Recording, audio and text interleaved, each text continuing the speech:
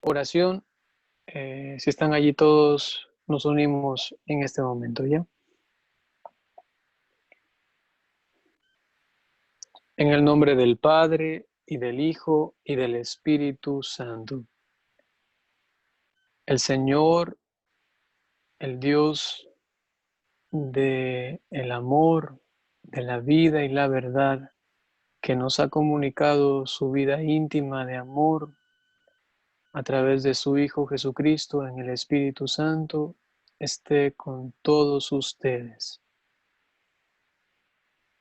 Te pedimos, Señor, que nos acompañes en este momento de compartir para poder conocernos un poco mejor a nosotros mismos, intentar comprendernos y entendernos para saber manejar nuestra humanidad, manejar nuestras emociones, sentimientos, recuerdos, para que tu amor vaya sanando las heridas de nuestro pasado, para que tu amor nos vaya defendiendo de los ataques actuales del enemigo, que tu amor vaya también haciendo posible una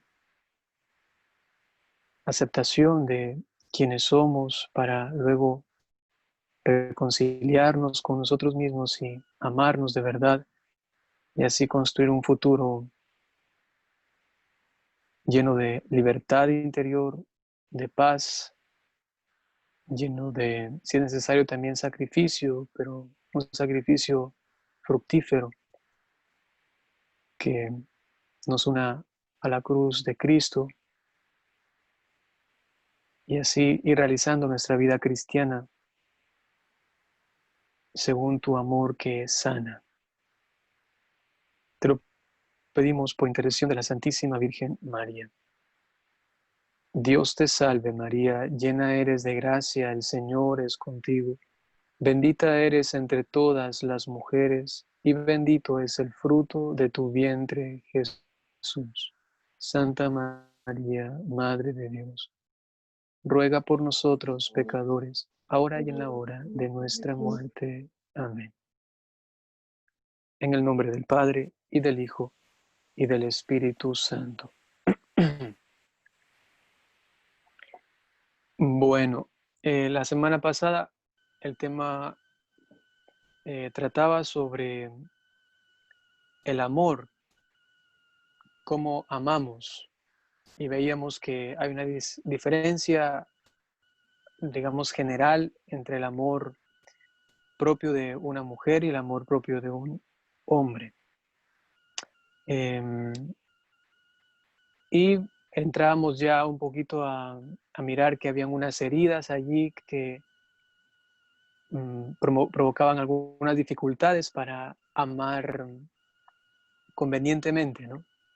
Entonces el día de hoy vamos a intentar como continuar en este conocimiento personal, puesto que los grandes padres, inclusive espirituales, insisten en que un pilar fundamental para la vida humana y la vida espiritual más aún es el conocimiento de sí mismo, saber quién uno es, ¿no?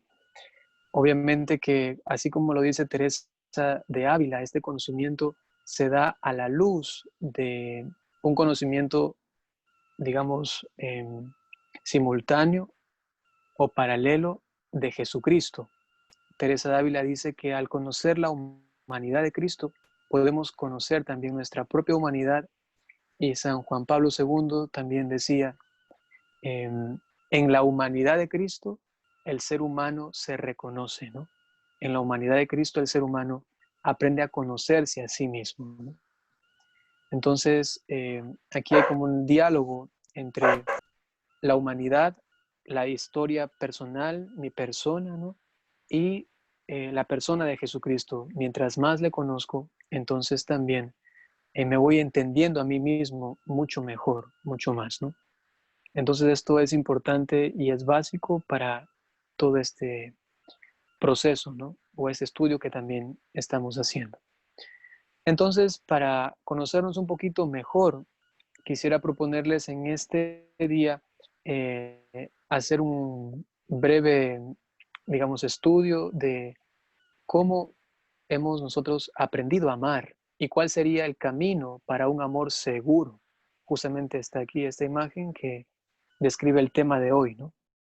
Y al final vamos también a tocarnos otra vez con el tema de las heridas y voy a mandarles una pequeña tarea, si se quiere, que consiste en que respondan algunas preguntas que les voy a poner al final y que realicen también algunos actos de piedad, ¿no? Es decir, de fe, de oración, para ir a la par, eh, buscando esta forma de alguna manera, superar ciertas heridas, sanarlas si es posible, ¿no? Dicho sea de paso, ya desde el inicio hay ciertas heridas que ni siquiera en esta vida se pueden sanar, ¿no? Y a veces hay que ser paciente y se tiene que cargar como una cruz, quizá hasta el último suspiro de nuestra vida, ¿no? Entonces, sin desanimarse, sin eh, eh, entrar en impaciencia, sencillamente comprendernos a nosotros mismos y comenzar un camino de sanación y también de consolación interior para que si no sanamos, por lo menos rápidamente podemos, consolados, es decir, recibiendo el Espíritu Santo, saber que esto no determina quién soy, sino que sencillamente estoy en un proceso y puede durar toda la vida, pero este consuelo que es tan grande de Dios me hace afrontar la situación de una manera que puedo vivir feliz, ¿no? A pesar de las situaciones, ¿no? Amor seguro.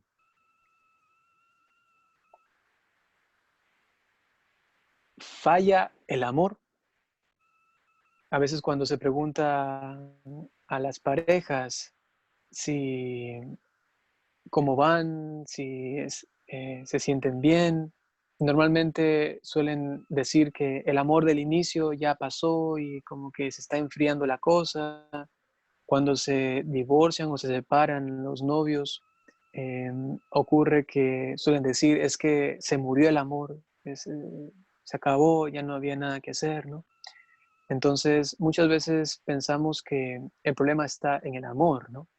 Y a veces también pensamos que el amor es como una especie mm, de burbuja o de cuarto, digamos así, donde nosotros estamos, ¿no? Y es como, si este amor es bueno, pues entonces yo voy a sentirme bien, ¿no? Pero quizá también hay otra forma de entenderlo, ¿no? Y es que más bien nosotros, de alguna manera, nosotros ordenamos el amor. Es decir, que nosotros tenemos amor, ¿no? Nosotros amamos. El amor no es el que nos tiene a nosotros. Es un buen punto de focalización para determinar que quizá el problema no es el amor, porque cuando uno dice que el amor le tiene a uno, pues entonces al final le echa la culpa al amor, ¿no? Y eso es lo que hacen las parejas, siempre le echan la culpa al amor y después a la otra persona, ¿no? Es que esa otra persona me hizo esto o aquello, o cambió, ya no es el mismo, ¿no? Pero quizá la fuente de todo esto se encuentra no en el amor, ni siquiera en la otra persona, sino quizá en uno mismo, ¿no? Y quizá la pregunta real es, ¿o fallamos quienes amamos? Quizá esa es la pregunta más acertada para llegar a determinar por qué una relación con alguien, familia, amigos, hermanos, pareja, o una relación conmigo mismo, ¿no? No está funcionando y veo que algo no cuadra y me siento insatisfecho y quizá lo intento una vez, otra vez y no funciona. Quizá es porque nos hace falta todavía ir un poquito más hacia nosotros mismos y determinar que quizá yo tengo ciertos muros, bloqueos, ciertas huellas que han quedado por mi pasado, ¿no? Entonces es importante como hacer un pequeño viaje, que lo vamos a hacer ahora, ¿no?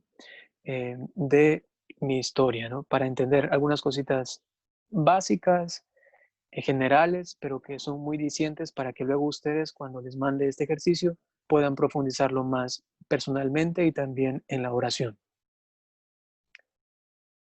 Todo comenzó desde tu concepción, ¿no? Desde mi concepción. Eso quiere decir que todos tenemos un papá y una mamá. En el mejor de los casos, entonces, recibimos amor. Es la primera experiencia que tenemos, el primer contacto que tenemos con el amor. Somos amados, recibimos amor. Y este primer tipo de amor, porque también es importante decir que hay tipos de amor, ¿no? No es el mismo amor que uno da a su mamá que el que da a su papá, o el que da a su hermano que el que da a un amigo, ¿no? Entonces hay tipos de amor. En este caso, aprendemos espontáneamente a dejarnos, si se puede decir así, amar por nuestros padres. Y eso nos capacita para amar como hijos. En esta etapa, que prácticamente va desde la concepción hasta cuando tenemos uso de razón, más o menos 7 años, un poco menos, un poco más, ¿no?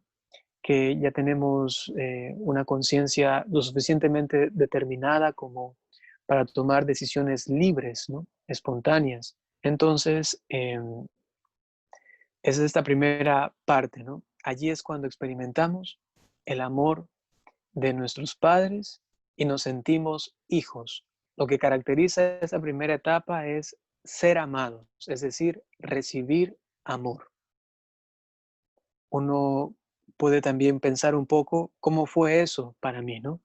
Si quizá lo recuerdo un poco, si sé de historias que me contó mi papá, mi mamá, mi abuelita, de cómo fue inclusive mi gestación en el vientre de mi madre, qué fue lo que pasó allí, si hubo, yo qué sé, sustos, si hubo quizá temores, si mi mamá era muy jovencita, si no estaban casados mis padres. Bueno, ustedes pueden ahí ir mirando todas estas circunstancias, ¿no? Las felices y también las tristes, ¿no? Quizá casi muero, no me querían tener, o quizá mis padres me deseaban con tanto amor, quizá fui el fruto de un milagro porque no podían tener hijos y luego yo, ¿no? Entonces, todo este proceso también involucra esos detalles que estoy mencionando, ¿no? Luego, cuando iba creciendo, ¿cuáles son mis recuerdos fuertes en mi memoria? ¿No? Me acuerdo cuando lloré por esa circunstancia. Me acuerdo cuando mis papás me llevaron a este lugar y ocurrió esto, alegre o triste, impresionante o no sé, ¿no? Entonces, aquí pueden venir muchos recuerdos y eso es importante también para identificar qué cosas me han marcado en este primer momento de recibir amor. Veremos que justamente esto es fundamental, es casi que lo más importante de toda nuestra vida porque en base a eso luego se construye nuestra capacidad de amar a los demás, ¿no? Ya veremos por qué. Inclusive el mismo Juan evangelista, apóstol, escribía en su carta que el amor no consiste en que nosotros amemos primero, él se refiere a Dios, ¿no? Sino que Dios nos amó primero. En ese sentido también, ya que el amor de Dios se ve reflejado en los padres, el amor consiste en primera instancia que nos han amado, ¿no? Entonces ese es el primer momento o la primera etapa de este aprendizaje del amor para tener un amor seguro, es decir, dejarnos amar, recibir amor y amar como hijos, ¿no? Normalmente en la familia lo que luego sucede es que, o de lo que nos percatamos, es que tenemos hermanos, ¿no? A veces tenemos hermanos carnales de sangre, a veces tenemos hermanos eh, porque hay personas que tienen que vivir con otras familias y hay un grupo de niños o de jóvenes y nos vamos criando y sentimos realmente que son como nuestros hermanos, ¿no? Entonces, en las circunstancias normales, nosotros en esta etapa, ya con más conciencia, el saber que hay alguien que se parece a mí, ¿no? Que tiene el amor de mis padres también. De cierta manera, tengo que compartir a mis padres, tengo que soportarle a él también porque hace cosas que quizá no me gustan, pero tengo que vivir con él porque es mi hermano, ¿no? Es una especie de amor, digamos, entre comillas, ¿no? Es un amor que tengo que aprenderlo por obligación, ¿no? Porque, digamos así, como está mi hermano ahí, tengo que amarlo, o sea, no tengo otra, no puedo decir, bueno, yo me voy de la casa y mis papás van a pasar un tiempo conmigo y otro tiempo con mis hermanos, ¿no? Por supuesto que no. Normalmente, repito, en circunstancias normales, viven juntos, ¿no? Y entonces uno aprende allí el amor fraterno. ¿Qué consiste? Ojo a esto, el amor fraterno consiste en dar amor. Habíamos dicho que primero recibimos amor, ahora como hermanos, amor fraterno, entonces damos amor. Y aquí nosotros aprendemos a compartir, aprendemos a vencer el egoísmo, a vencer los caprichos. Y esa también es una parte muy importante, sobre todo para que cuando seamos más grandecitos tengamos un corazón generoso. Prácticamente en esta relación de hermanos es lo que va a provocar que cuando yo sea grande y alguien mm,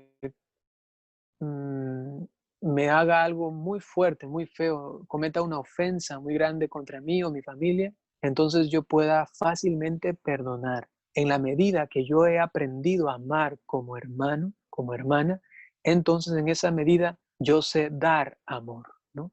Entonces también en esa etapa uno puede ir como preguntándose, irse recordando, quizás es más fácil, ¿no? ¿Cómo ha sido mi trato con mis hermanos? ¿Cómo me he relacionado con ellos? ¿Ha sido de una forma buena? A pesar de las peleas, de los jalones de pelo, de practicar, yo que sé, lucha libre con ellos, de jugar a cosas por aquí, por acá, eh, lloriqueos y también alegrías, todo eso, todo es muy bueno contemplarlo y meditarlo en la historia personal para luego ir identificando en qué momentos hubo un choque fuerte y quizá hubo una herida en esta relación de hermanos, ¿no?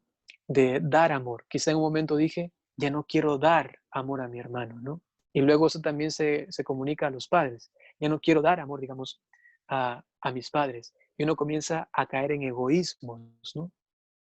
Entonces es importante determinar en qué momentos también de mi historia yo comencé a bloquear mi corazón y dejé de dar amor, dejé de tener un amor fraternal, ¿no? Esa es como la segunda parte o etapa. Luego uno sigue creciendo o a la par de tener hermanos, de sentirse amado por sus padres, uno comienza a descubrir a nuevas personas, ¿no? Y decir, hay alguien que no es del círculo de mi familia, pero que yo tengo un cierto afecto por esa persona. Y entonces aquí comienza el amor amical o el amor de amistad, que consiste en elegir a quién amar. Habíamos dicho que en lo primero, ¿no? Uno no hace nada porque uno es amado, uno recibe amor de parte de los padres. En la segunda etapa, uno no elige amar a los hermanos porque los hermanos están ahí y uno está de cierta manera, entre comillas, obligado a amarlos porque tengo que compartir y vivir con él, yo que sé, 18 años, 20 y a veces más, ¿no? Pero en cambio, el amor de amistad tiene una peculiaridad y es que yo elijo a quién amar. Cuando uno va a la escuela, por ejemplo, o va al colegio, uno se encuentra con personas que desconoce, pero que tiene que elegir acercarse a ellos, elegir comenzar una conversación, elegir hacer una invitación. Vamos juntos al recreo, comemos juntos, te invito a eso de acá, y entonces comienza un amor distinto. Nunca antes, si es que no se tuvo un amigo, ¿no? Nunca antes, digamos así, saboreado, ¿no? Esto es nuevo. ¿Y qué es esto? Es muy interesante, ¿no? Y tanto así que nosotros elegimos a quién amar, que entonces elegir también significa excluir. Entonces también nos damos cuenta que elegimos amistades y también elegimos personas con las cuales no queremos tener amistad. Y eso también pasa en el barrio, en el colegio, en la universidad, en el trabajo. Hay personas que yo conozco que solamente se dicen así conocidas, pero hay otras que yo he elegido amar de una forma de amistad, ¿no? Entonces esa etapa también es muy importante porque esto nos da la capacidad de elegir bien a quién amamos. Miren que eso tiene toda una cola. Si yo he experimentado el amor de mis padres, entonces yo sé cuándo el amor es bueno, cuándo el amor me hace bien, cuándo el amor es noble, es puro. ¿Por qué? Porque lo he recibido de mis padres. Luego he aprendido el amor fraterno, es decir, con mis hermanos. Y eso quiere decir que he aprendido también a dejar el egoísmo, ¿no? A compartir, a crear una especie de amor social, un amor comunitario, ¿no? Estamos juntos y hay dos panes y somos tres, cuatro hermanos, pues hay que compartir, no voy a coger todo para mí solito, ¿no? Entonces, inclusive dicho sea de paso, he aquí la conveniencia de que los hijos tengan hermanos, ¿no? Y no solamente esta forma ideológica actual de pensar un solo hijito y un perro y un gato, ¿no? El niño tiene casi una necesidad de aprender también este amor fraterno, ¿no? Y es importante entonces que se lo cultive. Y entonces, al aprender esto, a dar amor, ¿no? Luego viene también el hecho de elegir a quién amar. Cuando yo elijo, entonces ya sé cómo darle amor a esa persona y además sé si esa persona me está dando un amor real, noble, auténtico. ¿Por qué? Porque lo he experimentado con mis padres, ¿no? Entonces, como he dicho, tiene toda esta cola. En la medida que estos dos puntos anteriores son fuertes, entonces yo puedo tomar decisiones en pos de una auténtica amistad. Si el amor de mis padres ha sido defectuoso por alguna manera, si el amor con mis hermanos ha sido en algún momento roto y he tomado decisiones inclusive de odiar a uno de mis hermanos, entonces luego para tomar decisiones en pos de una amistad, uno puede tomar muchas malas decisiones, ¿no? Porque como no sabe diferenciar el amor que le está dando la persona, el afecto, el cariño, ¿no? Y además no sabe cómo amar a la otra persona porque no ha tenido una fuerte base de amor fraterno, entonces es difícil luego elegir auténticas amistades. Y entonces uno puede decir, bueno, voy a elegir a este, ¿por qué? Porque es chévere solamente, ¿no? Porque todos le siguen, ¿no? Porque, él hace cosas que nosotros no hacemos, hace cosas de grandes, ¿no? ¿Y por qué me llama la atención todo esto?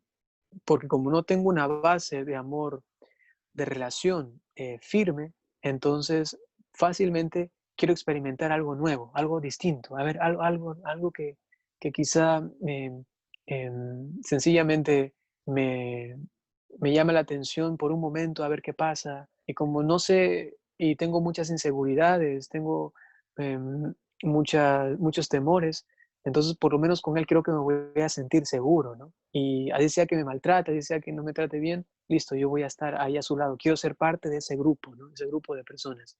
Y entonces se toman malas decisiones y ustedes saben que amigos que no convienen pueden llevarnos luego a cosas que no convienen, ¿no? Y eso puede ser droga, puede ser impureza y muchas otras formas de pecado, ¿no? Y de situaciones que lo que hacen es dañarnos más bien, ¿no? Entonces, en esta tercera etapa del amor amical, entonces aprendemos a elegir a quién amar.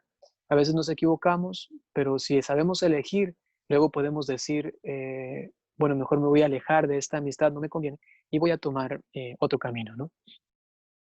Y no se crean entonces relaciones que se llaman actualmente tóxicas, ¿no?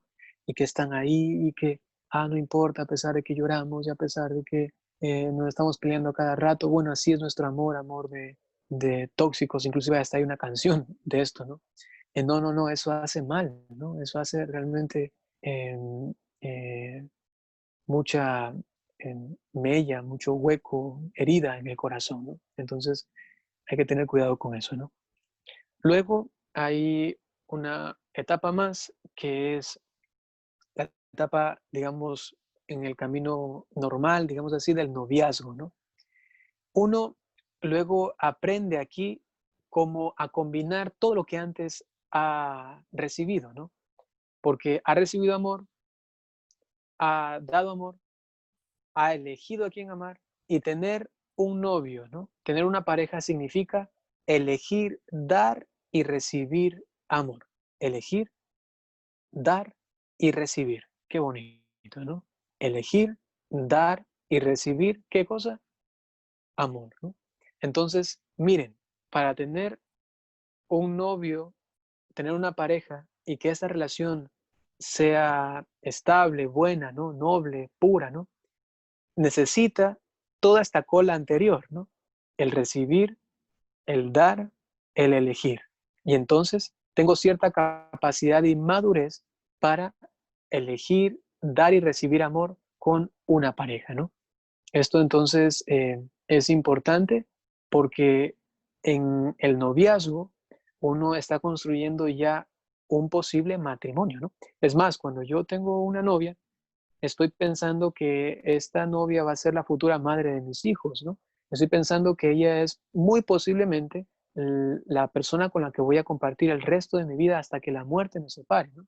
Tener una novia, un novio, no es solamente un vacile, no es solamente un conocer a alguien, ¿no? Para eso está la amistad. Tener una novia o un novio significa que yo estoy ya pensando en casarme. Y si es que alguien tiene un novio y todavía no contempla la idea de casarse, pues todavía no se meta en eso, ¿no? Porque requiere cierta madurez de proyección del futuro, el noviazgo, ¿no? Ya hay una base suficiente como para construir una vida juntos, ¿no? Y no es solamente voy a pasar bien y ya tengo a alguien que me diga que me extraña, que me quiere, que me ama, con quién conversar, con quién compartir mis cosas. Pues no, no, no. Si uno busca a alguien solamente por esas circunstancias, pues eso no se le va a encontrar allí. Uno tiene que encontrar eso en las etapas anteriores, ¿no? Entonces tiene que ver con la familia, con los hermanos, con los amigos. Eso tiene que fortalecer para que luego en una relación de noviazgo no vaya como con tantas carencias o huecos, ¿no? Que entonces quiera como llenar huecos con la otra persona. Y, oh sorpresa, la otra persona también tiene huecos y carencias y también quiere llenar cosas y los dos vacíos, imagínense, ¿qué van a hacer ahí los dos? Se van a vaciar entre ellos dos, ¿no? O como ocurre a veces cuando una niña está en una casa, en un cuarto y apagan la luz, ¿no? Y grita, ¿no? Pero cuando están dos y las dos son miedosas, ¿no? Se abrazan y gritan más fuerte, ¿no? Y gritan hasta lo que más puedan, ¿no? Eso es lo que pasa a veces también en las relaciones, ¿no? Como que nos apagan la luz y no se necesita a alguien, ¿no? Como que uno se desespera desde las jovencitas de actualmente de 12, 13 años ya están buscando a un chico, ¿no? Y buscando aquí, acá, y comienzan como a gritar, ¿no? Necesito a alguien, ¿no? Pero si el otro también está gritando y es miedoso, ¿no? Lo que va a pasar ahí es solamente un escándalo de gritos, ¿no? Y así ocurre también en esta forma de noviazgo cuando no está bien llevada o no tiene esta base anterior que he dicho, ¿no? Nos tenemos que enfrentar ante la dolorosa pero real situación, sin embargo, no deprimente y no trágica porque tiene solución. Me refiero a la situación o la realidad del desamor, aquello que deja huellas en el corazón. ¿Qué es el desamor? Justamente que en esas etapas que he mencionado, han habido momentos en los que hemos sentido, o mejor dicho, no nos hemos sentido amados, ¿no? Hay etapas en las que hemos experimentado el desamor. ¿Por qué mis padres no me amaron? ¿Por qué mis hermanos no me amaron? ¿Por qué mis amigos no me amaron, me traicionaron, me ridiculizaron y muchas otras cosas más? ¿Por qué mi novio o mi novia no me amó? Y entonces uno comienza a experimentar esta especie de desamor, ¿no? Y eso deja huellas en el corazón. Dicho de una forma más, digamos, em, psicológica, la huella, que es el término justamente que se utiliza, ¿no? Eh, Significa en el término etimológico, ¿no? Trauma, ¿no? Deja un trauma en mi persona, en mi psicología, en mi alma, ¿por qué no decirlo, no? El trauma es justamente huella, si se traduce en español, ¿no? Entonces, ese trauma, esta huella, está allí, ¿no? Y ha quedado muy fuertemente marcada. Vemos allí que en la imagen hay una bendita, no sé cómo dicen en otros países, en Ecuador decimos curita, ¿no? Entonces está allí. Entonces, aun cuando alguien nos haya roto el corazón, tenemos por lo menos una bandita, una curita, que nos va a ayudar a reponer, a reparar este corazón para aprender a amar lo suficientemente bien y construir una vida sana, ¿no? Una vida cristiana de amor auténtico, ¿no? Entonces, todo lo que he dicho antes desemboca normalmente, en términos, digamos, normales de una vida natural, ¿no? Desemboca en una familia. En una familia yo aprendí a recibir, a dar, a elegir a quién amar y luego también mi vida de alguna forma desemboca también en una familia. Y mi familia, me refiero al matrimonio, entonces también se va a convertir en una especie de escuela para amar en la cual mis hijos van a aprender, ¿no? Eso es muy bonito. Si vemos la familia como la escuela del amor, entonces si yo aprendí a amar en una familia, ahora cuando yo tenga una, también mis hijos van a aprender a amar en una. Y entonces ahí se ve cómo hay una especie de ciclo o de una espiral, mejor dicho, que va transcurriendo toda la historia humana gracias a la familia. Em, esto mm, cuando se da de una forma sana y suficientemente buena, con pocos desamores, digamos así, entonces se pueden construir familias fuertes, familias estables, ¿no? Ya veremos después al final cómo identificar y cómo ayudar a esa sanación cuando hemos tenido demasiados desamores en estas etapas, ¿no? Aquí vemos luego la consecuencia, lo que les decía, ¿no?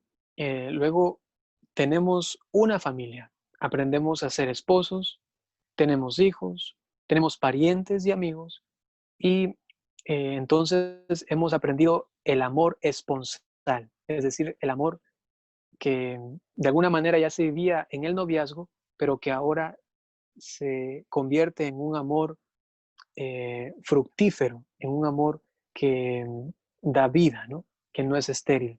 Y aquí van los hijos, luego también esas relaciones más extendidas con parientes y amigos, y entonces aprendemos a amar como esposos, ¿no? Sin embargo, hay también otro tipo digamos, de meta. La base siempre es la familia, es la escuela del amor, ¿no? Pero también hay otra forma de vivencia de este amor y no es el matrimonio, sino el amor esponsal de los consagrados, ¿no?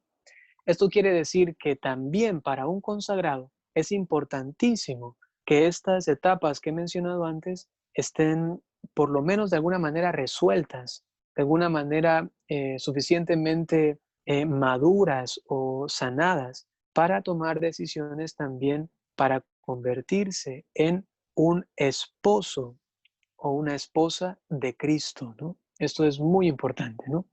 Entonces también en la vida religiosa uno aprende también este amor esponsal, porque si soy una religiosa, mi esposo es Cristo, y si soy un sacerdote, pues soy esposo de la iglesia, del cuerpo místico de Cristo. Y entonces se aprende allí una paternidad o una maternidad espiritual. Y tenemos hijos espirituales, tenemos una familia espiritual, tenemos luego también parientes y amigos. Es decir, que eh, es una vivencia muy parecida a la del matrimonio, pero de una forma espiritual, ¿no? Entonces es el amor esponsal de los consagrados.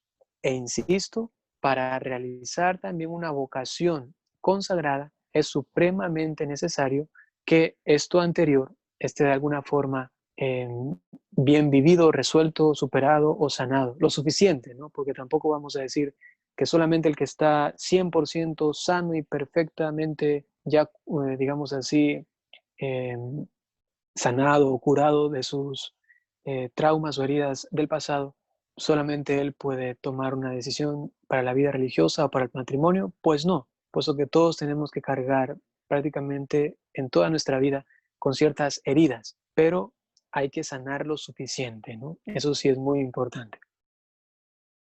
Entonces aquí tenemos las tres, digamos, mm, los tres paralelos que hemos visto hasta ahora, ¿no?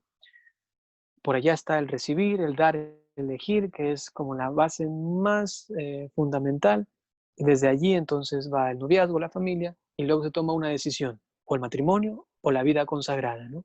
Y allí también se aprende este amor esponsal, siempre amor esponsal, porque hemos sido llamados a ser esposos, hemos sido llamados a ser padres, a dar frutos, ¿no? Tenemos que ser fecundos, siempre, en cualquier forma de vida. Inclusive en la Biblia se nota cómo la fecundidad es una bendición, y es que nuestra vida tiene que convertirse ciertamente en una vida fecunda, ¿no? Sin embargo, hay algo que daña todo esto y lo podemos resumir en el egoísmo. Es lo que también decía San Francisco de Asís, que lo más contrario al amor ni siquiera es el odio, sino la posesión, la pertenencia, en otras palabras, el egoísmo, el pensar que eh, si amo a alguien es para mí, ¿no? El pensar que las demás personas quizá me pertenecen. El egoísmo es lo que más bloquea la capacidad para recibir amor, porque egoísmo no significa ámenme solamente, sino que significa ámenme solamente a mí, ¿no? Y esto te incapacita luego para experimentar la distinción del amor, por ejemplo, de tus padres que te tienen a ti, la distinción con la cual ellos te aman a ti, ¿no? Entonces, sacando el egoísmo, uno puede saberse amado de una forma única y especial, ¿no? Pero cuando hay egoísmo, entonces uno comienza a compararse con los hermanos. Ah, pero aquí, ¿por qué le dicen eso a él? ¿Y por qué no me tratan así como a él y acá, acá? No, no, no. Primero, sácate el egoísmo y vas a darte cuenta que te están amando, pero de una forma distinta, ¿no? Y es especial también. En relación a los hermanos, es de la misma manera. Cuando uno entra en egoísmo, pues entonces ya no quiero amar a mis hermanos o las cosas quiero para mí, ¿no? Igual en la amistad, igual en el noviazgo. El egoísmo mata el amor que nosotros somos capaces de dar. O mejor dicho, si seguimos la lógica que hemos dicho al inicio, nos mata a nosotros mismos, ¿no? Y entonces nosotros somos los que fallamos luego para amar, ¿no? El egoísmo. Sin embargo, una hermosísima noticia, Dios es amor. ¿Y qué significa? Dios puede vencer nuestro egoísmo, porque no hay nada más grande que Dios. Y si nuestro amor eh, está unido al amor de Dios, por más grande que el egoísmo sea, que sea una muralla gigantesca, pues Dios es más grande, ¿no? Y puede vencer este egoísmo para, de una forma sana, entonces recibir, dar y elegir a quien amar, ¿no? Dios es amor. Y entonces, si hemos tenido heridas en nuestra familia, en esta escuela del amor primaria, ¿no? Pues entonces aquí viene Dios justamente a ayudarnos a sanar estas heridas con nuestros padres, hermanos, amigos o novios, ¿no? Ah, Dios ama primero. Dios me amó primero. Y entonces mirar toda mi historia pasada en esta lógica. Dios siempre me estuvo amando. Es lo que decía Santa Clara de Asís. Y con esto ella vivió feliz toda su vida. Me amó y me creó, ¿no? O en otras palabras decía, me creó porque me amó. Así de sencillo, ¿no? Me creó porque me amó. Y esto a ella le servía en todas circunstancias. No cabía en ella, digamos, la depresión o la angustia, ese estrés malsano, ¿no? O esta falta de amor propio, esta depresión, ¿no? No, para nada. Sencillamente recordaba, Él me creó porque me amó. Y esto era como una especie de, de, de sangre redentora, ¿no? Que cruzaba y bañaba todo el surco de su historia, ¿no? Todo lo iba bañando, lo iba como sanando. Y también a nosotros nos puede servir esta idea. Dios amó primero, Dios me amó primero, Dios ama primero. Y entonces en mi familia, a pesar de todo lo que ha pasado, Dios me estuvo amando. Y entonces dejar que mi historia sea redimida por este Dios que siempre estuvo allí amándome, ¿no? Luego, eso sería más para quienes ya están en esa etapa del matrimonio, para parejas ya, eh, eh, para cónyuges, ¿no?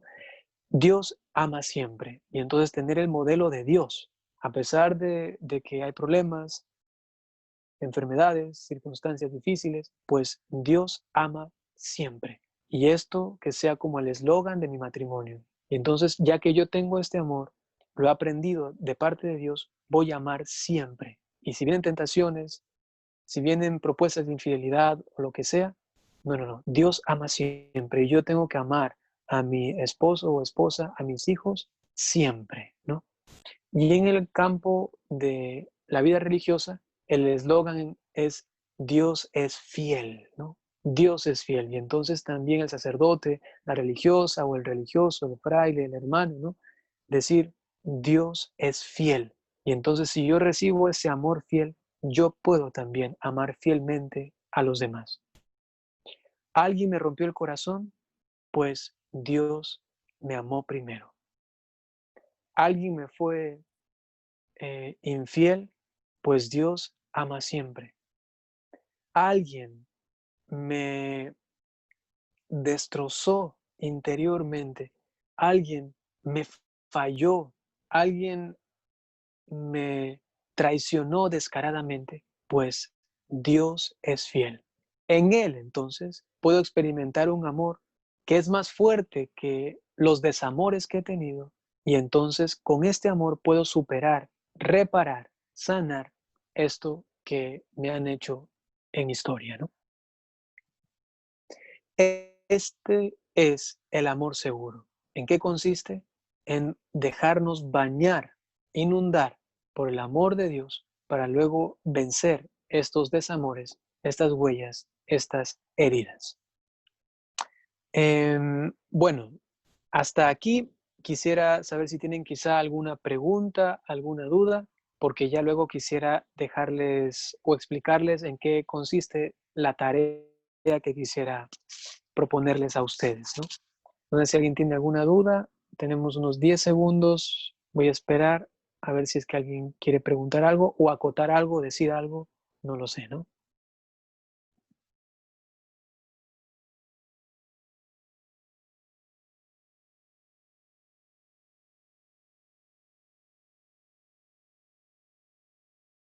Bueno, parece que está relativamente claro, ojalá. Muy bien. Entonces, ahora pasemos a lo siguiente, ¿ya? Volvamos acá. ¿Qué dice? Padre,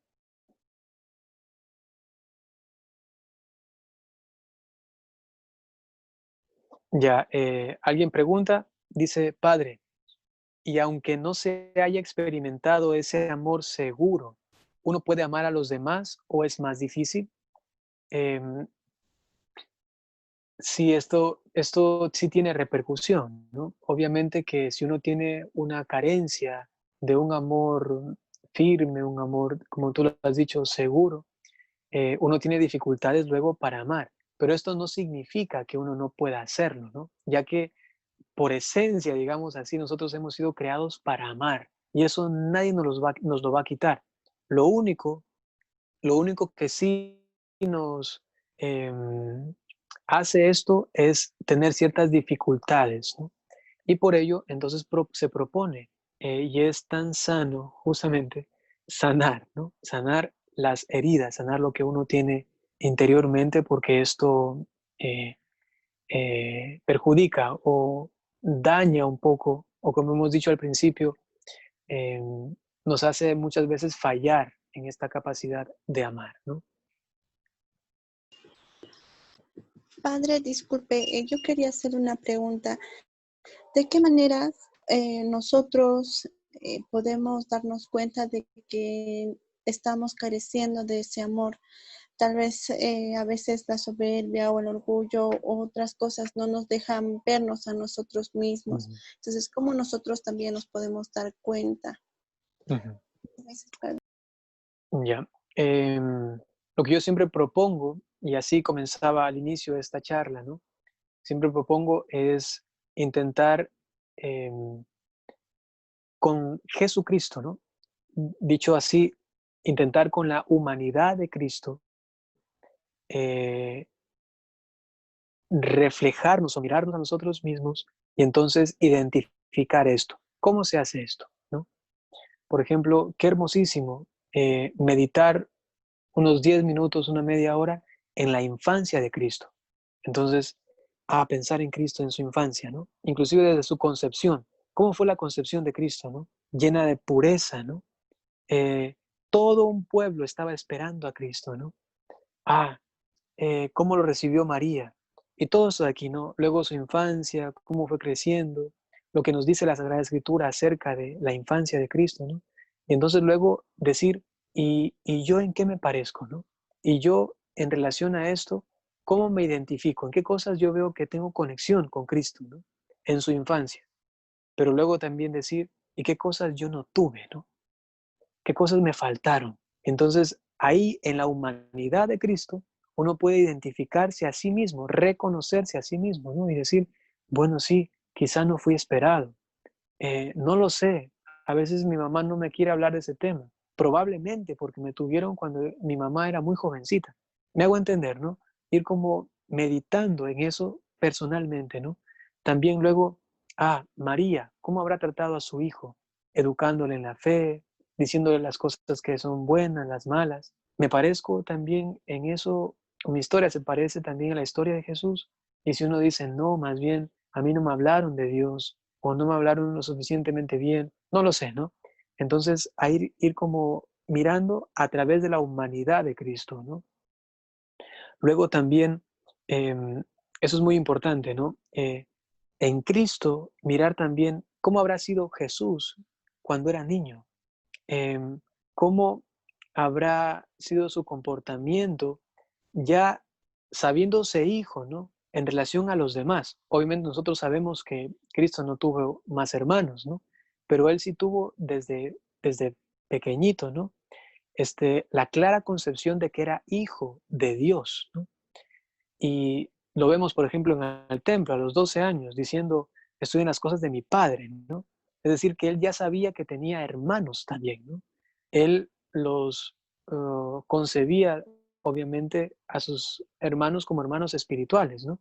Y entonces, ¿cómo se habrá comportado Jesucristo con sus hermanos espirituales, ¿no? Y aquí uno tiene que definitivamente encontrarse con lo que más causa la herida del desamor, que es el pecado, ¿no? Entonces, ¿cuáles han sido mis pecados cuando niño? Mis pecados con mis hermanos, ¿no? Entonces, ir ahí identificando esto siempre a través de la humanidad de Cristo.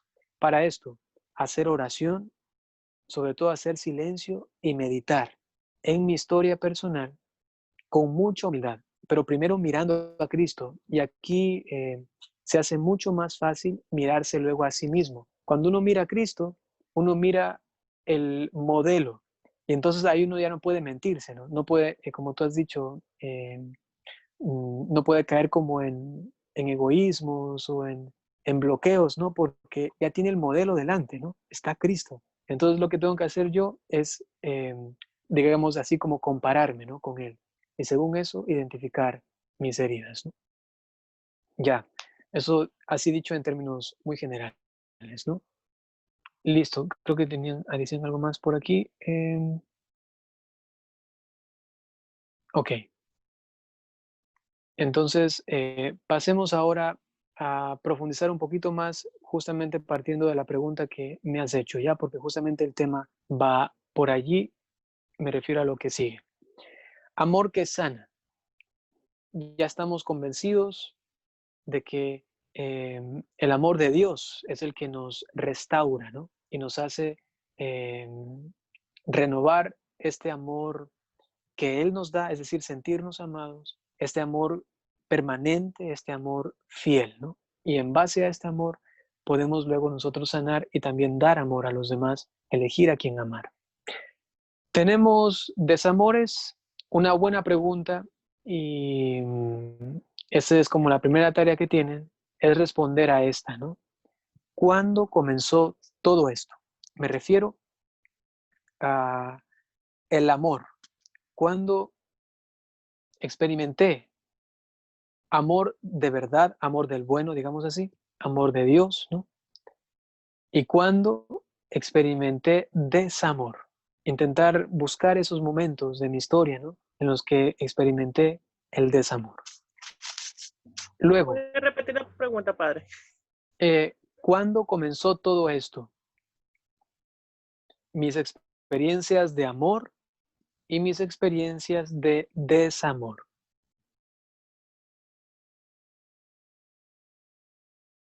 Luego, ¿tuve una niñez feliz? Sí, ¿por qué?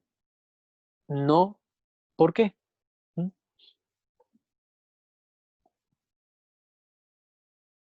Listo. Seguramente vamos a identificar ciertas cosas allí en la medida que vamos respondiendo a esas preguntas y entonces seguramente nos encontraremos con alguna que otra herida, ¿no?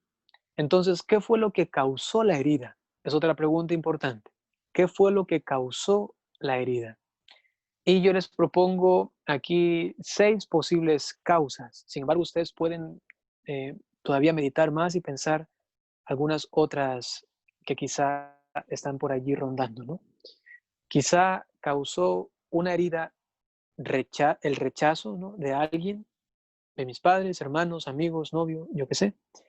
Quizá una causa de la herida es el rechazo. Quizá es una relación rota. Aquí entran también hermanos, primos, tíos. A veces nos bloqueamos con alguno de ellos porque quizá mm, hicieron algo que no debían conmigo, me mostraron cosas que no debían, me pidieron cosas que no debían. Por allí se va experimentando el desamor, quizá en esta relación rota ya a temprana edad, ¿no? Quizás se causó por caricias, alguien me tocó, o yo por curioso comencé a tocar a alguien, ¿no? Bueno, no hablar con los padres, hubo un bloqueo ya con mis papás, me sentí muy rebelde o inteligente y comencé a ocultarle cosas, a hacer cosas en secreto, a mentirles y ya no hablar con ellos. Quizá hubo castigos fuertes de parte de mis padres, perdón, y quizá también la muerte de algún familiar, quizá concretamente de un papá o de una mamá. A esto también se le añade, quizá crecí sin una figura paterna, quizá crecí sin una figura materna, ¿no? Porque quizá murieron o quizá no están, se fueron por alguna circunstancia, ¿no? Listo. Entonces eso también para que lo tengan en cuenta en su reflexión, en su meditación personal, ¿no? Para que vayan identificando esto. Un punto importante luego, y también sería oportuno que lo vayan pensando, quizás no lo pueden hacer de inmediato, pero que vayan pidiéndole a Dios que les dé la capacidad de hablar con alguien, de exteriorizar esto que tienen, ¿no? Am, Algunos quizá ya lo han hecho y podrán decir junto conmigo qué bien es contar a la persona oportuna lo que me ha pasado, ¿no? Porque es una forma, eso también lo decía Romano Guardini, como de vomitar eso que nos estaba haciendo daño, ¿no? Y es como sacarlo, es como desintoxicarnos. Entonces es importante. Ahora, para hablar con alguien, tiene que ser una persona que merezca recibir tu confianza, ¿no? Alguien que tenga cierta capacidad y madurez para afrontar esto que tú le vas a decir. No le vas a decir a alguien que quizá te va a decir, eso no es nada y vamos a jugar, ¿no? Ya deja eso y hagamos otra cosa. Entonces tiene que ser una persona madura, calificada, una persona que te sepa también guiar cristianamente. Y por ello es muy recomendable que sea un sacerdote o una religiosa, un hermano, alguien que inclusive tenga cierta madurez también humana, es decir, también cierta edad para que sepa guiarte, ¿no? Entonces, habla con alguien. Esto ya es sanación. Y en este proceso es bueno pedir a Jesús que nos acompañe al pasado, que es lo que ya he mencionado antes, ¿no? Em, Hablar también significa hablar con Jesús y decirle, Jesús, yo siempre te he dicho mis cosas, ahora más que decirte cosas, quiero que me acompañes. Vamos, le tomas de la mano y te vas con él y te haces niño con Jesús, ¿no? Y entonces comienzas con él a redimir, a recordar, a bañar tu pasado con Cristo, ¿no? Hay que orar por la herida o por las heridas conscientes e inconscientes. Eso es importante porque en este proceso también uno se da cuenta que hay cosas que no logra identificar. Y esto es así. Quizá hay más cosas que no vamos a conocer que las que vamos a conocer. Habrán cosas más inconscientes quizá de las que conocemos. Y esto pues es así, sencillamente es así porque son cosas que uno no advierte en el momento y que dejan mella, que dejan huella, ¿no? Entonces, también para estas heridas inconscientes vamos a orar, vamos a pedir al Señor que vaya sanando estas heridas inconscientes. Y es importante decirlo así, direccionar nuestra oración, porque nosotros, ya que tenemos voluntad y libertad, direccionamos nuestra oración. Y si nosotros oramos por alguien, la oración va a ser por esa persona. Si nosotros ofrecemos un sacrificio por nuestra mamá, ese sacrificio va a ser para nuestra mamá. Por ello, si nosotros no oramos para la sanación de las heridas inconscientes, no vamos a tener sanación a causa de nuestra oración. Entonces tenemos que acostumbrarnos también a orar por nuestras heridas inconscientes y conscientes de una manera clara y abierta en la oración, ¿no? Decirlo, Señor, sana mis heridas inconscientes, ¿no? Porque nosotros direccionamos la oración y Dios respeta la dirección y la decisión que tenemos en relación a nuestras oraciones, ¿no? Luego pedir a Dios que llene mis ausencias y vacíos. Ya lo hemos dicho también anteriormente, ¿no? El amor de Dios que va sanando. ¿Cuál es el efecto eh, inmediato y también a largo plazo de este proceso? Pues es la paz y la alegría. Si uno siente que ya se va saliendo esto, está como pus o este veneno, ¿no? de mi corazón, inmediatamente viene este estado tan hermoso, ¿no? De paz y alegría. Y ahí uno siente como que, ¿y yo por qué estaba deprimido?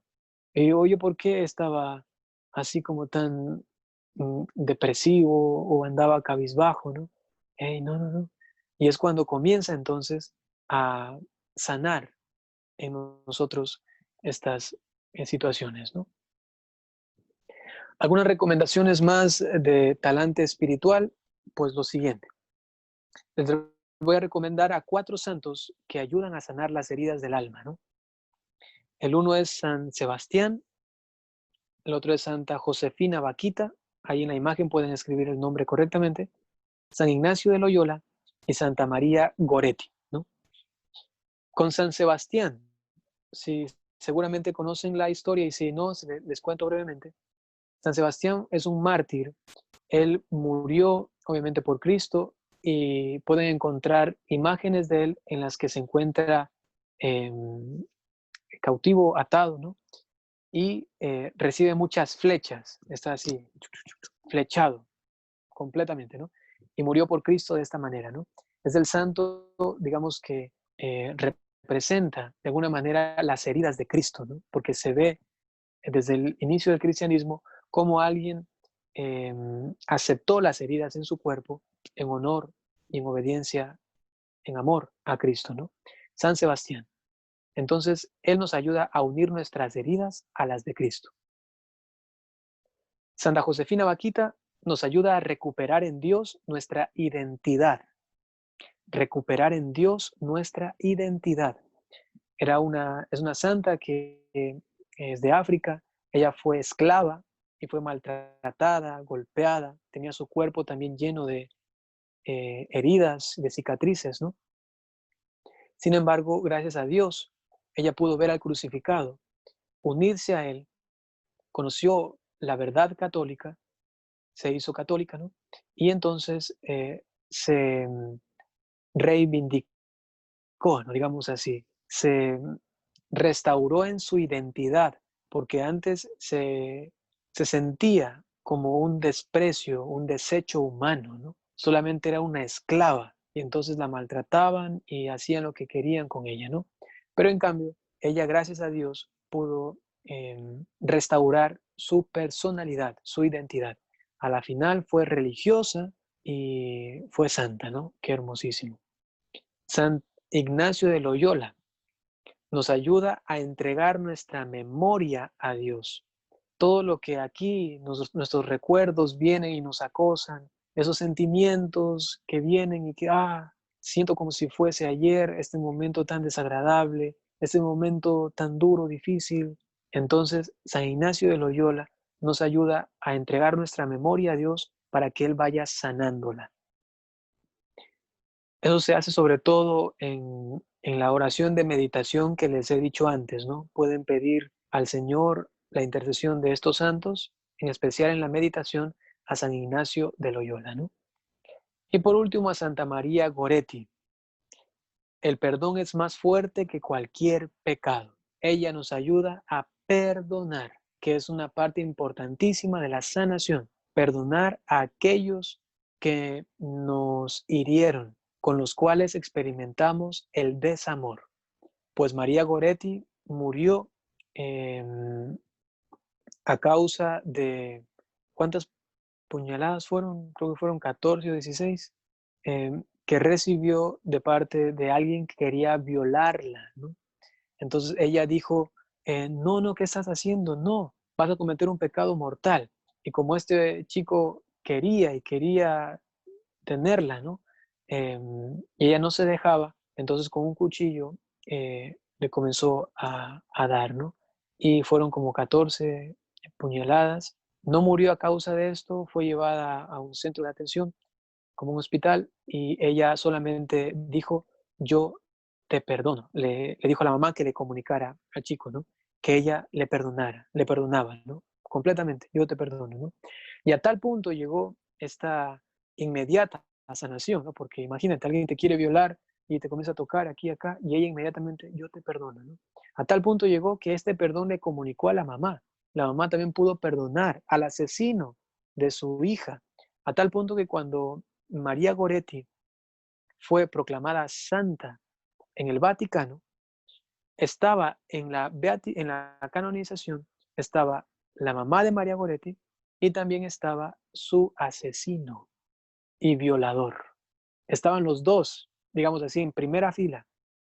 Para inclusive exagerar un poquito, estaban ahí cogiditos de la mano, ¿no? Estaban los dos llorando, diciendo, María Goretti creo que era en la beatificación, no en la canonización, en la beatificación, ¿no?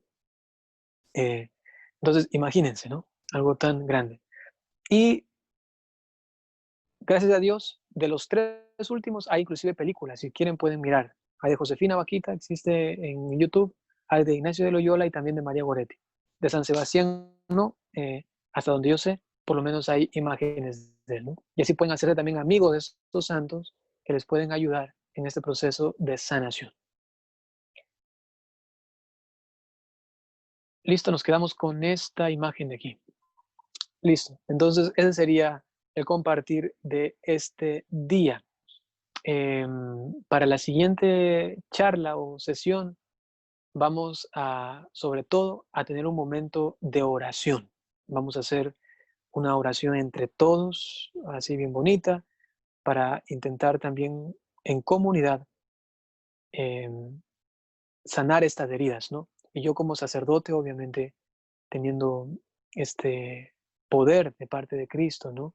De sanar, entonces también oraré por cada uno de ustedes para realizar, a la medida de lo posible, esta sanación de heridas, ¿no? Para tener un amor seguro. Eso sería, ¿no? ¿Alguna pregunta, alguna inquietud? Y si es que no, pues este es el tema del día de hoy. Gracias por su paciencia y por aguantar tanto tiempo allí en silencio, escuchando a alguien que habla y habla y habla y habla. Listo. Mm, Bueno, voy a contar interiormente hasta 10. Si alguien tiene algo, una pregunta, alguna inquietud, alguna acotación, puede hacerlo, ¿ya? O si no, terminamos con una oración.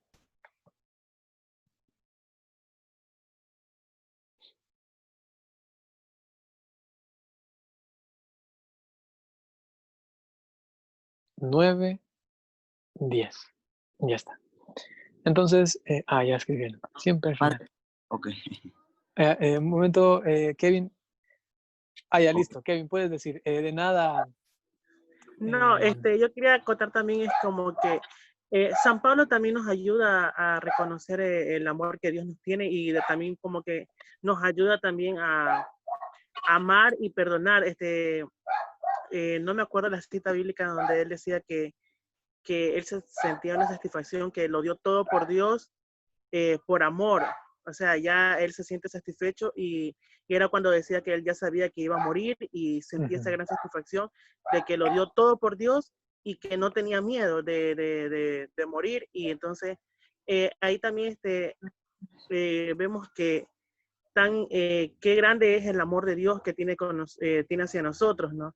Y nosotros también debemos de aprender así como usted nos dio a estos cuatro santos, nos ayudarían de mucho también a sanar heridas, a perdonar y, y pues sí, me gustó la clase de hoy día y pues ya los voy a tomar en mucha consideración a los cuatro santos que nos dio hoy día de hoy, ujú. porque todavía hay heridas que sanar. Por supuesto, todos nosotros, todos, todos. De eso hay que tener clarísimo, ¿no? Que todos tenemos heridas. Es eso, que alguien venga y diga, aquí estoy, soy la sanidad viviente, pues eso es muy complicado, ¿no?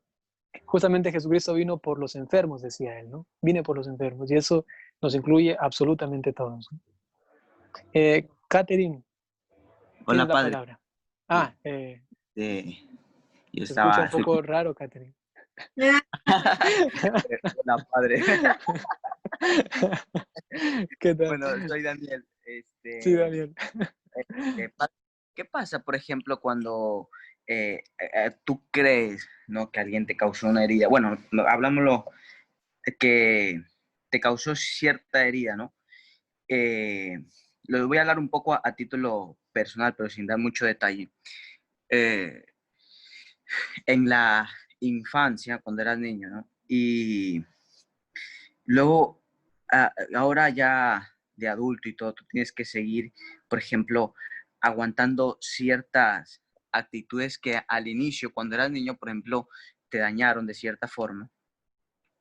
Y luego a tu edad, ya, por ejemplo, digámoslo, a mi edad, a los 30 años, se cambian totalmente los papeles, porque ya tú dejas de ser, por ejemplo, un niño y eres una persona adulta, entonces ya cambian de cierta forma y tú sanas esa herida por medio de la oración, de estas recomendaciones. Bueno, no sanada del todo, vamos a seguir estas prácticas muy valiosas que nos ayuden a sanar.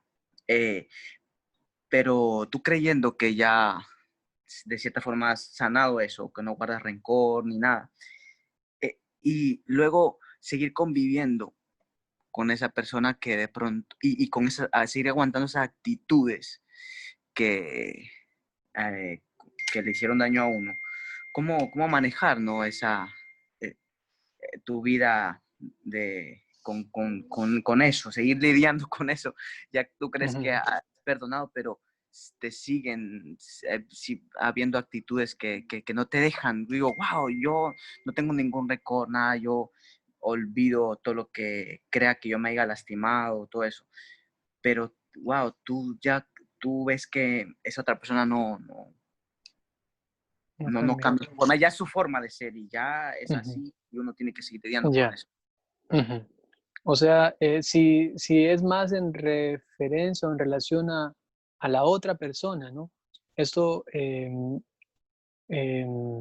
bueno, sobre todo se debería dar en el nivel que uno tiene de aceptación de la otra persona, de reconciliación, de perdón y de amor hacia ella, ¿no? Es decir, que mientras mi corazón sea generoso para aceptar, reconciliar, perdonar y amar a la otra persona, entonces yo voy a poder, digamos así, como dice San Pablo, ¿no? En algunas ocasiones con gusto llevar, pero por otras veces también sencillamente aguantar, soportar, ¿no? Y eso a veces nos toca y también es bueno experimentarlo porque así se va ejerciendo nuestra capacidad de dar amor, de ser generosos de corazón, ¿no? Y entonces, si nos remitimos al Evangelio, ¿no? Jesucristo nos dice 70 veces 7 hay que perdonar, ¿no? Eso significa, si yo perdono una vez, es en la conciencia de que si me vuelve a hacer lo mismo y cosa peor, le voy a seguir perdonando, ¿no? El perdón cristiano no es, me perdonas, te perdono, pero nunca más me vuelvas a hacer eso, ¿no? Uno puede decirlo, ojalá que nunca más lo vuelva a hacer, ¿no? Lo puede desear, ¿no? Pero uno como no puede, digamos, determinar a la otra persona, uno tiene que tener cierta conciencia de que quizá lo va a volver a hacer.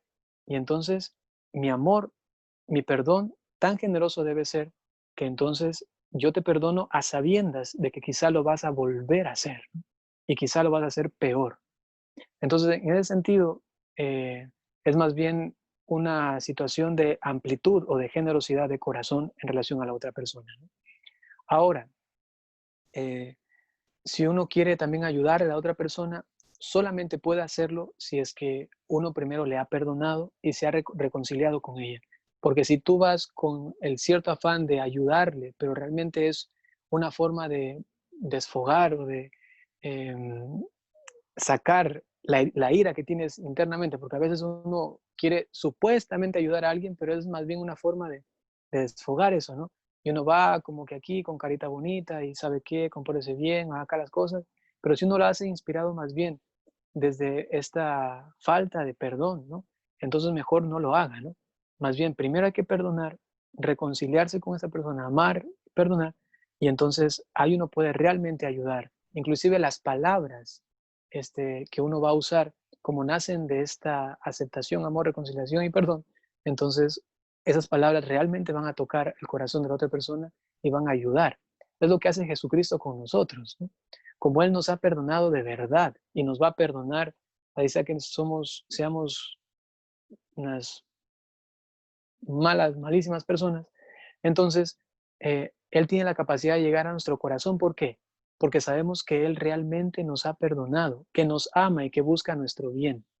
Entonces, si queremos ayudar a una persona en este sentido, primero hay que comenzar con nosotros, ¿no? Entonces, siempre lo, el origen de todo es uno mismo y dependiendo de uno, entonces puede uno entonces soportar o llevar la situación, ¿no?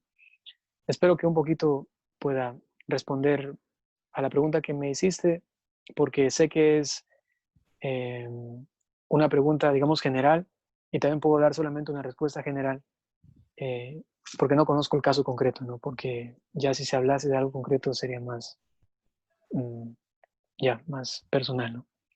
Listo. Aquí escriben algo más. ¿Qué puede ser esta relación o cómo debe actuar uno? Uy, un momento.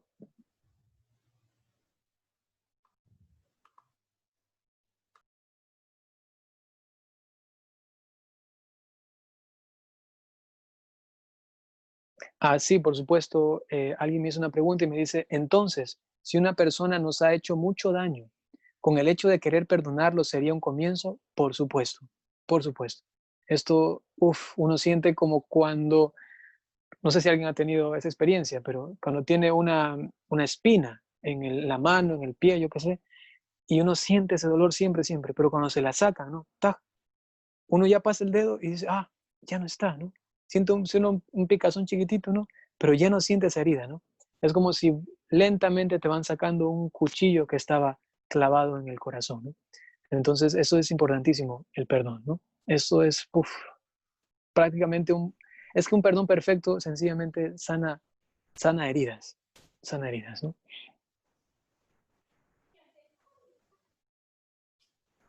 Ahora, si una persona dice que se siente culpable por tener resentimientos, bueno, primero hay que tener paciencia, porque uno mismo es difícil y uno es complicado. Entonces, con mucha paciencia, pedir al Señor eh, la capacidad primero de dejarnos amar por Él. Recordemos que lo primerito, la base atrás, primerita, era dejarse amar. Entonces, eh, experimentar misericordia de Dios tiene como consecuencia ser misericordioso con los demás. En la medida que yo soy generoso de corazón con los demás, es en esa medida que yo he experimentado la generosidad de Dios. Entonces, una buena confesión me da la capacidad de perdonar a los demás.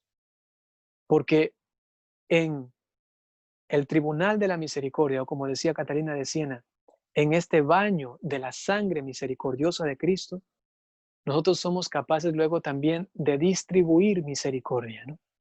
Entonces, yo le invito a la persona que tiene dificultad de perdonar, de que quizá no ha hecho bien una buena confesión, entonces que haga una buena confesión. Es decir, Señor, quiero experimentar tu misericordia. Y cuando uno experimenta esto, ¿qué pasa? Pues brinca en una pata, ¿no? Y dice, que me presenten al peor pecador del mundo, que me presenten al que me ha hecho tanto daño toda mi vida, que me lo pongan delante, que es que le voy a dar una mucha, ¿no? Es que lo voy a abrazar. ¿Por qué? Porque cuando se da cuenta el grado de misericordia que ha recibido y que le ha hecho tanto daño a Dios, ¿no? Y que esa otra persona me ha hecho algo, pero que ha sido solamente esto, ¿no? No se compara a lo que yo le he hecho a Dios. Y sin embargo, Él me ha perdonado. Pues entonces, véngase para acá, venga, le doy un abracito, ¿no? ¿Por qué? Porque le amo, porque ya he recibido ese amor de parte de Dios, ¿no? Y una buena forma que siempre recomiendo para comenzar esta forma de perdonar a la otra persona es justificarlo. Es lo que hizo Jesucristo también por nosotros en la cruz. Justificarlo. ¿De qué manera? De la forma más sencilla como esta. Esa persona que te hizo daño ha sido la primera víctima, antes que tú, de la maldad del demonio, de la maldad del pecado, de la maldad del mundo. Si esa persona te hizo daño a ti, esa persona primera ha recibido un grande daño. Entonces, compadécete de ella también. Cristo en la cruz, muriendo, era el objeto de toda la maldad del mundo. ¿Y qué hizo Jesús? Tuvo compasión de esos malvados. ¿Por qué? Porque los que se estaban haciendo daño eran ellos. Jesucristo en la cruz, destrozado su cuerpo, pero su alma pura, inmaculada. La maldad le llegó solamente hasta la carne, no le llegó al corazón. Entonces, ¿cuál es el arte del cristiano? Que si me hacen algo y si tengo que recordar algo del pasado, que eso me llegue solamente al cuerpo, punto. Pero que no me llegue al corazón, que no me llegue al alma. Y entonces, ¿cómo hago esto? La primera víctima no he sido yo, ha sido ella, ha sido esa persona. Inclusive en una violación. Normalmente un violador lo es porque ha sufrido en la infancia sobre todo un fuerte choque también a nivel sexual. Y si es que me hizo algo a mí, lo primero que tengo que pensar es, pobre de esta persona, ¿cuánto habrá sufrido para luego llegar a hacer lo que hizo conmigo, ¿no? Entonces la justificación es muy importante también para llegar a una comprensión objetiva de la maldad. Tu enemigo no es esa persona, es el pecado. Tu enemigo es la maldad. Y esa persona ha sido una pobre víctima antes que tú de ese pecado y de esa maldad, ¿no? Imagínate, a veces les digo a las personas, imagínense a esa persona en el infierno. ¿Acaso no sentirías compasión de ella? ¿No te daría dolor mirarle allí en el infierno? Pues quizá ya lo está viviendo ahora aquí en la tierra. Compadécete de ella, perdónala.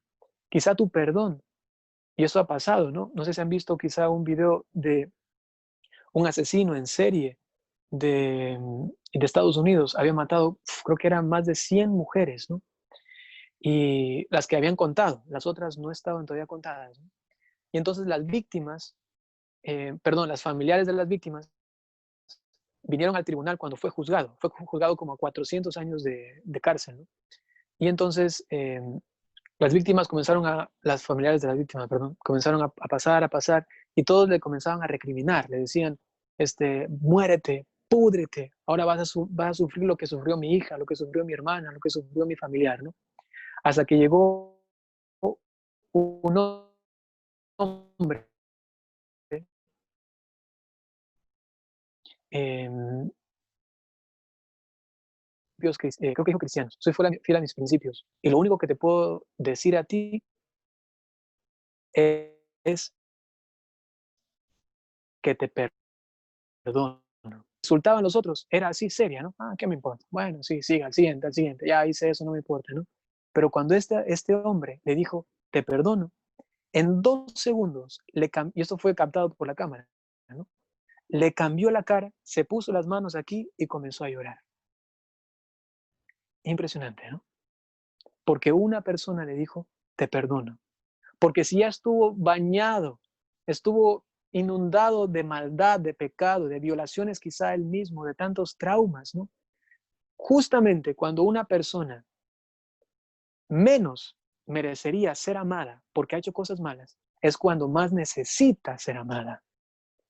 Y entonces, ella está llena de maldades y quizá justamente lo que le hace falta es que alguien le haga una bondad, ¿no? Y entonces, ya me fui del tema. Entonces, por un lado, decir la justificación, el amor hacia esa persona, tener una concepción objetiva de la maldad y del pecado, ¿no? A tal punto que entonces luego te lleva a compadecerte de ella, a justificarle, a amarle, a reconciliarte con ella, inclusive aun cuando no esté presente, hacerlo de manera espiritual. Y por último también, entonces, si es necesario, acercarse a ella y decirle, ¿no? Te perdono, ¿no? Quizás es lo que más está esperando, em,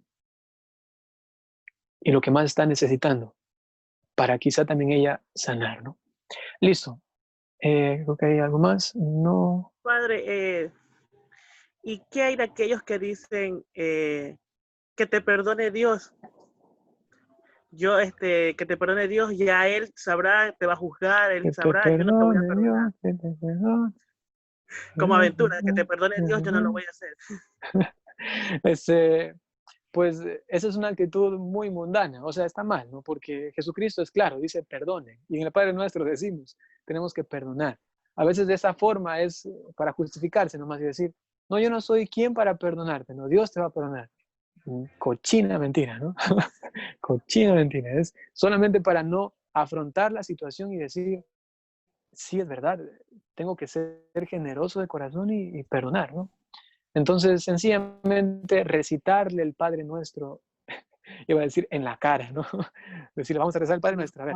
Y cuando llegues a ese punto, ¿no? Perdonar las ofensas como nosotros también perdonamos, ¿no? Entonces, eso es claro, ¿no?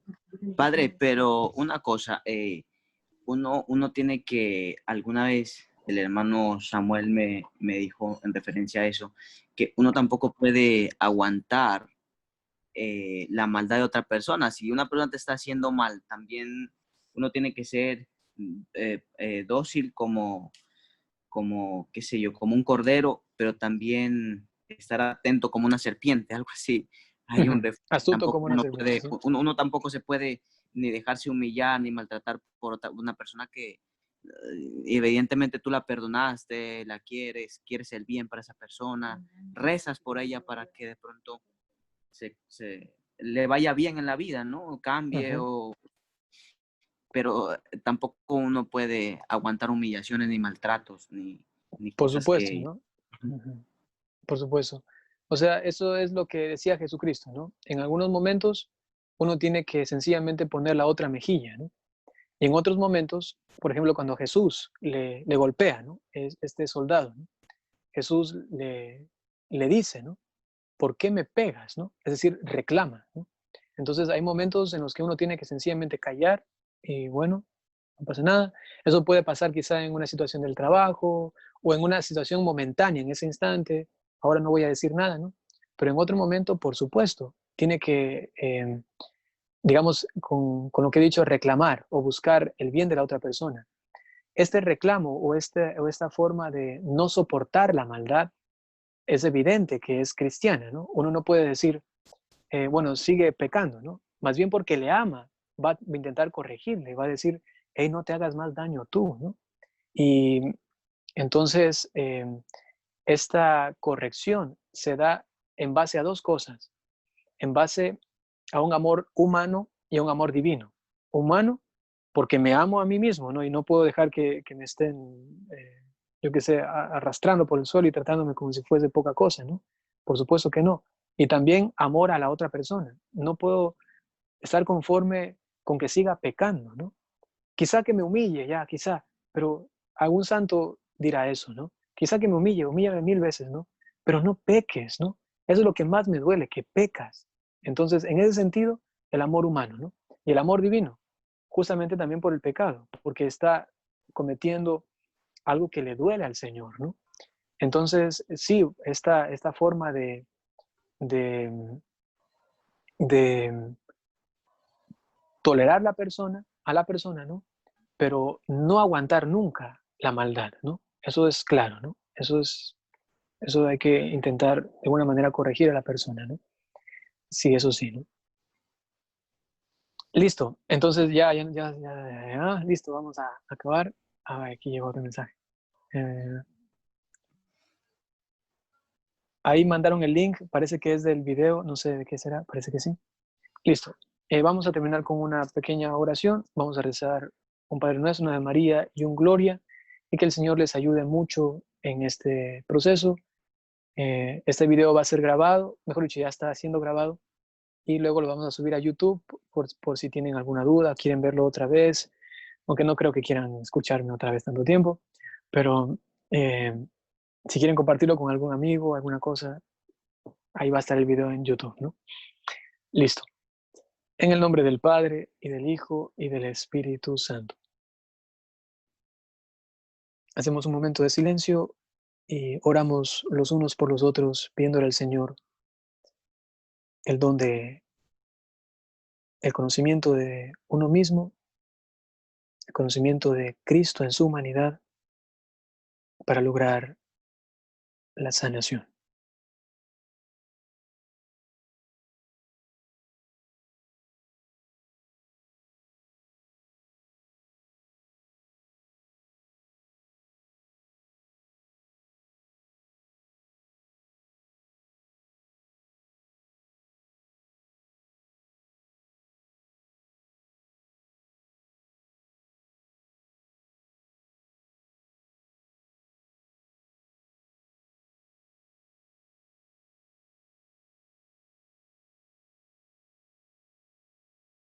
Padre nuestro que estás en el cielo, santificado sea tu nombre.